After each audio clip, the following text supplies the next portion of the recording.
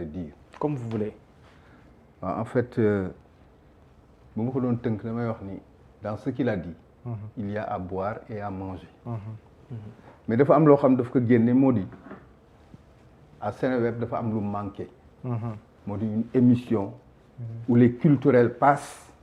et à la limite di vider seen sac ils ont plein de choses à dire tey jii damay wax ni fi mu nekk mënoon nañu toog bàyyi kilifa rek mu wax def émission Merci beaucoup. parce que autant il y a de la culture autant il y a de la politique autant il y a des engagements humains tey jii bu may tënk damay wax ni fi mu nekk Ousmane Sonko lu tax mu defoon le PCA moo di vous sortez du même hôpital psychiatrique vous êtes des intellectuels romantiques et des intellectuels romantiques dont l'Afrique a besoin. Merci. C'est-à-dire que ñu am gëm-gëm mu jaral leen effectivement tous les privilèges qui peuvent exister ñu teg de côté parce qu'ils ont envie juste de laisser des traces et des marques qui leur survivent. Merci beaucoup. En parlant de ton enfant tu parles de valeurs yoo xam ne moo war a am et lu tax may wax ni fi mu nekk culture dafa war a am volet ci biir Seneweb moo di fi mu nekk tu viens d'installer effectivement le socle même qu'il faut Cheikh Anta bu ñëwoon day valider li nga wax parce qu'il a eu à dire de la même manière que Senghor a eu à donner son avis sur la culture que la culture dans Nation et culture est le socle et le levain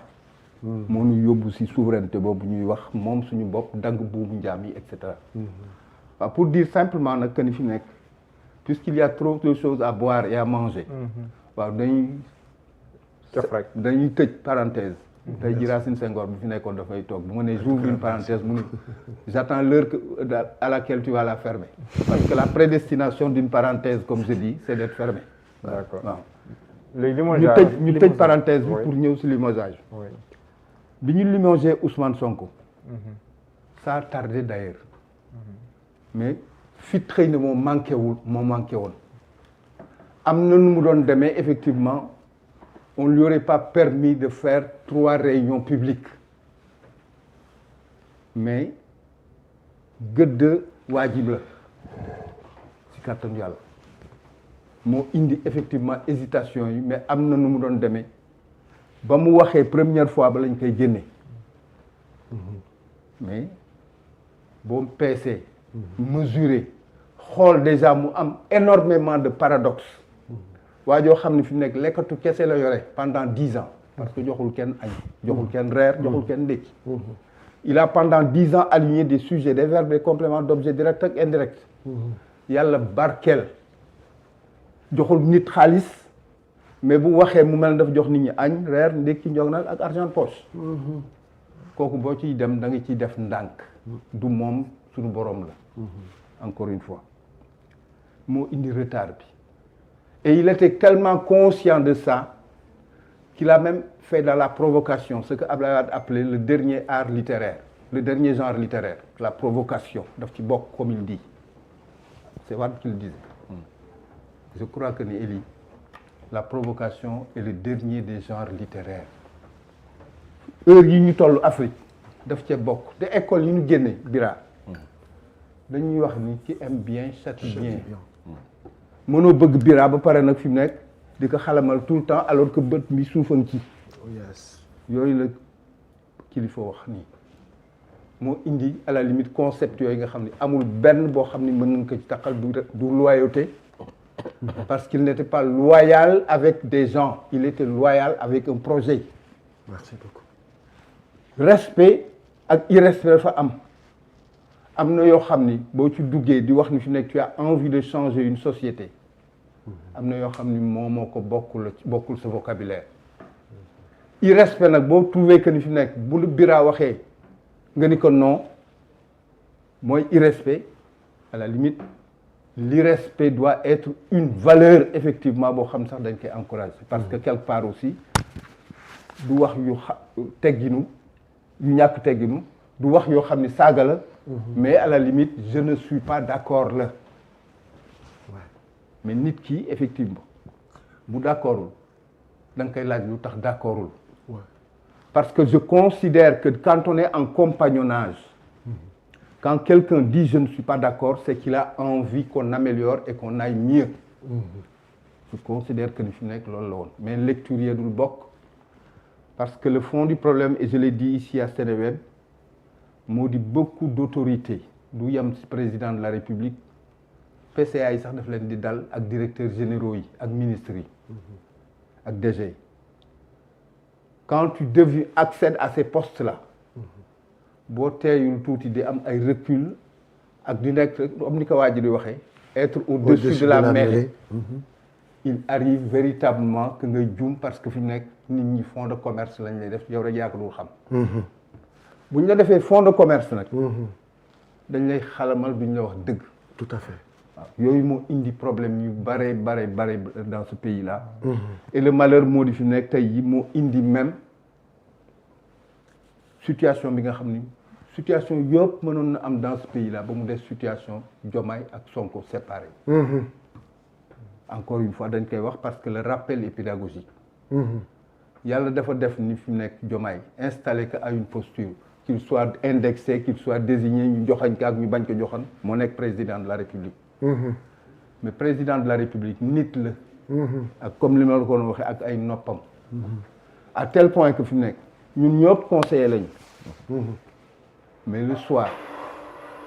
il rassemble les 5 conseils que nous sommes pour dire que ni par rapport à une situation donnée kat lii lañ ma ci wax li Kilifeu wax li Bira wax li Babacar li Mohamed et cetera li Eli wax léegi il va trancher De Gaulle appelait cela ñun ñëpp dañuy suggérer lui il ordonne xam nga loolu lan la indi bu ñëpp ŋàññi woon Ousmane Sonko ci réew mi moom rek la yàlla mayul mu war ko ŋàññ yàlla mayaat ko nag doole ju toll na quand tout le monde finit de parler ŋàññi Ousmane Sonko ba xalangu c'est le dernier mot qu'il a et tous les pouvoirs qui font que li mu wax mooy am mais je l'ai dit la dernière fois ici il n'a pas compris que toutes les sirènes chantent faux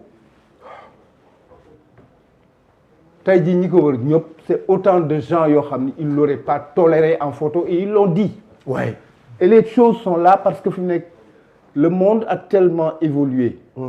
et à la limite du valider li ñuy faral di wax dans la Torah dans la Bible et dans le Coran Dieu est avec le temps qui marche addina di dox ba fi mu nekk amul fan laa ko waxee woon da ngay toog ñu génne la ko tout de suite et en image et en son et en lumière même mu faire leer nañ si kanamu nit ñi à tel point que tey jii situation yooyu yëpp moo indi effectivement yoo xam ni mënoon na ñàkk dans ce pays limogeage yi nag c'était attendu c'était attendu et c'était à attendre surtout Ousmane Sonko a attendu il y a des gens qui par romantisme parce que Ousmane Sonko dafa dañ ko limogé et cetera ñoom tam ils ont rendu leur tablier c'était pas ce qu'il fallait faire je l'ai dit quelque part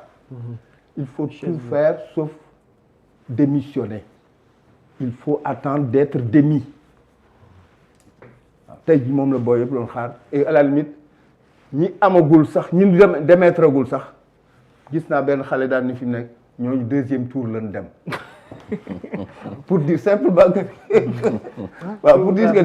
finalement les gens prennent ça à la rigolade les choses se passent dans le pays on en rigole parce que xam nga loolu lan la indi la maturité des Sénégalais et qui fait que quelque part de la même manière que ton enfant a posé la question traître bi comme il dit et cetera gu mel noonu moi j'ai des petits fils yoo xam ne dañ doon xeex parce que kenn ki dafa accuser morom bi daal ni ko Diomaye nga àndal mu ni ko Sonko la àndal ñu raat ñooñu c'est dans 8 ans qu'ils vont voter vous imaginez un peu le degré de maturité c'est-à-dire que moo tax may wax ni au lieu de rigoler passer ton temps à rigoler TikTok ak gars yi di rek c'est autant d'occasions que nous avons pour décrypter la société sénégalaise fan la toll. mais doyen yow mi nga xam ne aussi mën nga lire entre les lignes gis nañ réaction yi si ñenn ñoo xam ne nii par exemple da leen demet ñaar si ñoom ku si mel ni Ngagne Demba Touré ak Matar Sène seen texte yi ñu def bind ñu benn yoon def ñu benn yoon mention fi ñu remercier par exemple le président de la République loolu tamit ça traduit quoi. waaw mais xam nga benn affaire nag dafa am moo di fi nekk il faut pas faire dans l'amalgame bien que nag le Sénégal c'est pas forcément un pays au sud du Sahara. Oui. c'est la capitale mondiale des amalgames, des sous-entendus, des entendus et des malentendus. Waaw c'est-à-dire que fi mu nekk celui qui a écrit n'est pas forcément un directeur général qui rend son tablier. C'est un être humain, un citoyen sénégalais qui a eu une trajectoire de vie, qui a assisté à des choses et qui a vu que quelque part on leur a volé quelque chose. Seen yëf lañu jël. Merci beaucoup. Kooku mooy réagir, c'est pas le directeur général bien que nag fi mu nekk ku nekk fa ngay génne. Le DG à la limite qui me fait le plus mal. Limogé. Toussaint Manga la tudd sama rakk la sama xarit la. waaw réellement.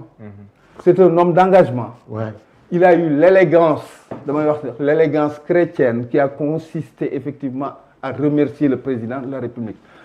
Mais am na ñoo xam ni ils se disent qu'ils sont pas tenus dañ leen koy nangul nag xam nga pourquoi. Il faut de tout pour faire un monde. Ouais.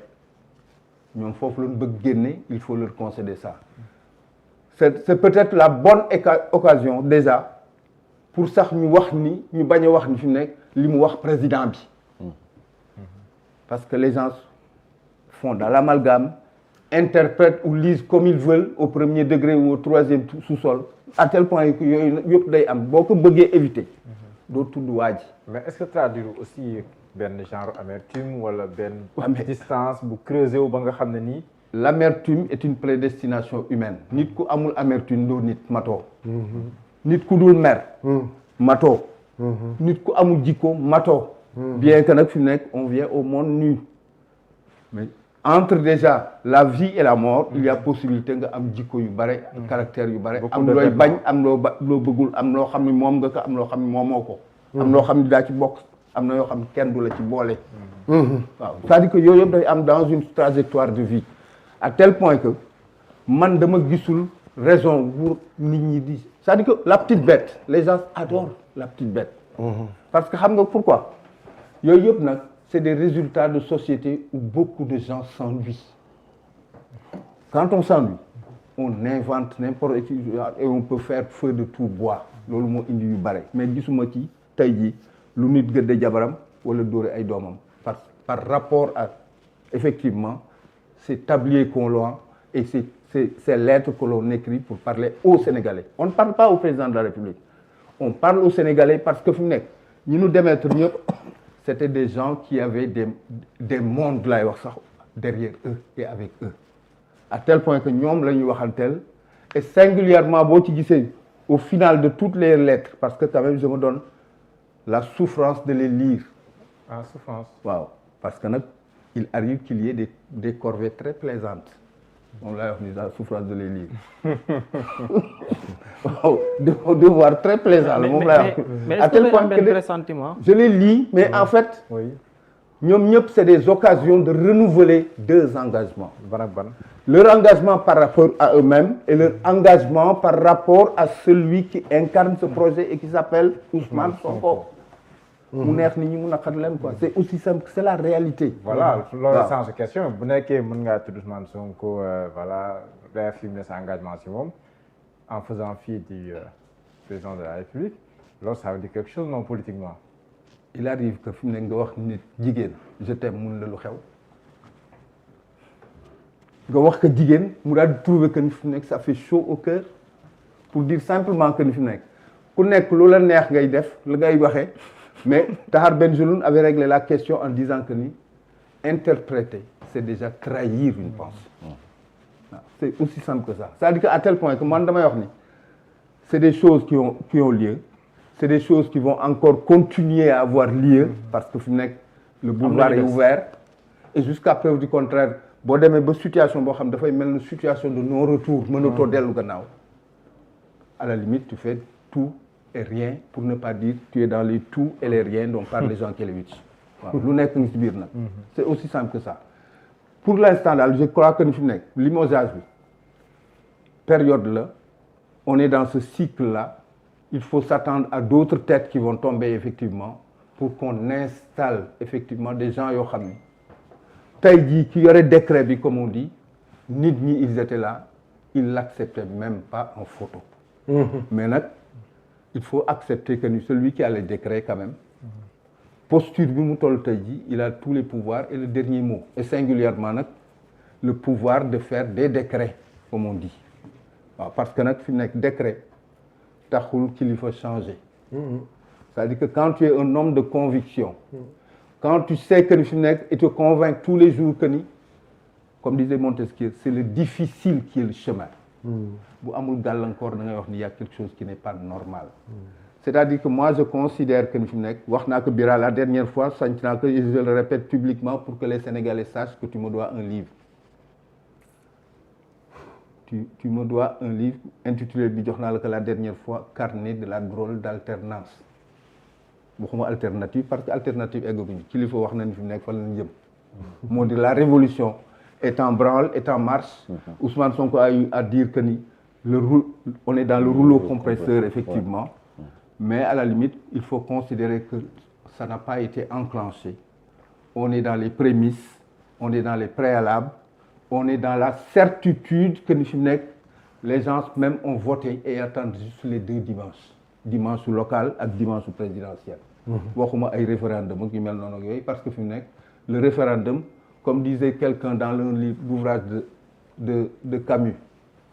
waa ji loo wax mun la le jour du jugement dernier le jour du jugement dernier le jour du jugement dernier waa ji daal ni que arrête de nous emmerder avec le jugement dernier parce que le jugement dernier a lieu tous les jours waaw le référendum il a lieu tous les jours grand place yëpp moom la ñuy waxante et grand place yëpp gars yi wax nañu déjà nan lañu war a demee moo tax fi mu nekk bu ñu fi yàq xaalis c'est simple ça Birame waaw c'est vrai qu'on a un peu parlé par rapport ak les noms qui ont été cités mais par la suite am na ay réactions qu'est-ce que ça vous dit réellement boo amee lecture ci ñi nga xam ne ñoo réagir surtout dans le sens politique pété bi nga xam ne la ñu am aussi dans le parti politique ak acte bi ci moment bi nga xamante ni moom la ñëwee ak situation bi contexte politique bi entre les deux personnes mais le président Ousmane Sonko ak le président Bassirou Diomaye Diakhar